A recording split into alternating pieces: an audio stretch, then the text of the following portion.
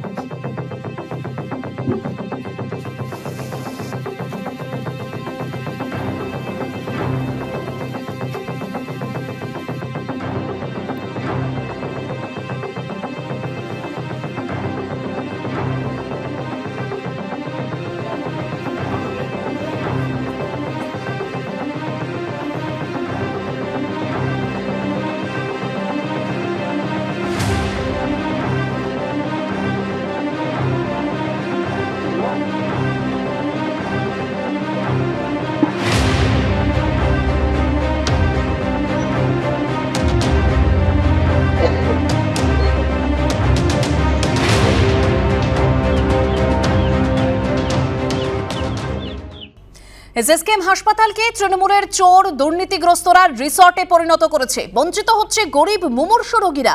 শিশুদের ICU bed পর্যন্ত দখল করে রাখা হয়েছে। এই অভিযোগ তুলে দক্ষিণ কলকাতা জেলা কংগ্রেসের তরফে ভবানীপুরে যদুবাবুর বাজারে বিক্ষোভ দেখানো হয়। এসএসকেএম এ ডেপুটেশন দিতে যাওয়ার পথে কংগ্রেসের মিছিল আটকায় পুলিশ। হরিশ মুখার্জি রোডের সামনে রাস্তায় বসে বিক্ষোভ দেখান অধীর চৌধুরীরা। জিজ্ঞাসাবাদের হাত থেকে বাঁচতে এসএসকেএম এ আশ্রয় নিচ্ছেন শাসক নেতারা, অভিযোগ প্রদেশ কংগ্রেস সভাপতির।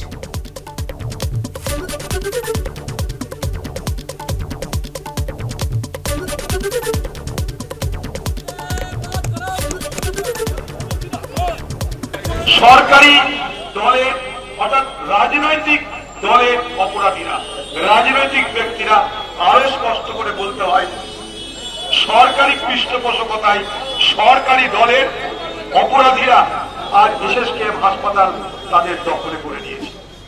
আপনারা জানেন এসএসকেএম এর উডবার্ন বলে একটা ওয়ার্ড আছে, বিখ্যাত ওয়ার্ড উডবার্ন।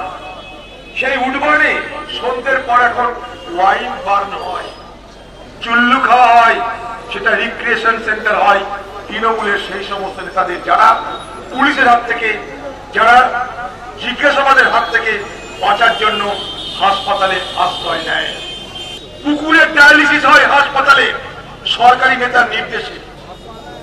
কোথায় যাবেন? অপরাধী সে নেতা, তাকে শিশু হাসপাতালে শিশু ওয়ার্ডে ভর্তি রাখা হয়েছে। ভাগ্য ভালো এখনো মহিলাদের ওয়ার্ডে ভর্তি রাখা হয়নি।